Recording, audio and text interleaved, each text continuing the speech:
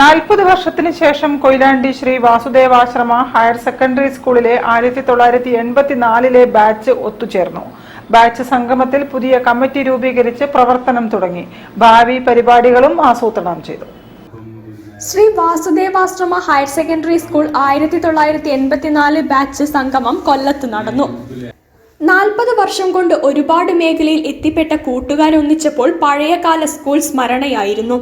ഈ വർഷത്തെ ഓണാഘോഷം ഈ ഒത്തുചേരലിന് മധുരമേകി.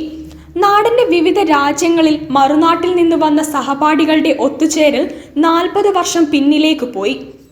എന്നെന്നുമെൻ പാനപാത്രം നിറയ്ക്കട്ടെ നിന്ന സാന്നിധ്യം പകരുന്ന വേദന ദുഃഖമാണെങ്കിലും നിന്നെ കുറിച്ചുള്ള ദുഃഖം എന്താനന്ദമാണ് എനിക്കോമനേ. എന്നെന്നുമെൻ പാനപാത്രം നിറയ്ക്കട്ടെ നിന്ന സാന്നിധ്യം പകരുന്ന വേദന. 40 വർഷത്തിന് ശേഷമുള്ള സംഗമ പരിപാടിയിൽ ഡോക്ടർ VN സന്തോഷ് കുമാർ അധ്യക്ഷനായിരുന്നു. യോഗത്തിൽ മുരളി ഗോപാൽ ടെക്സ്, വിനോദ്, സിന്ധു, ബഷീർ, അബ്ദുൾ സമദ്, ബാബു, പ്രഭാവതി, ബിന്ദു, സതീശൻ തുടങ്ങിയവർ സംസാരിച്ചു. ഭാവി പരിപാടികളുടെ പ്രവർത്തനത്തിനായി പുതിയ കമ്മിറ്റി രൂപീകരിച്ചു.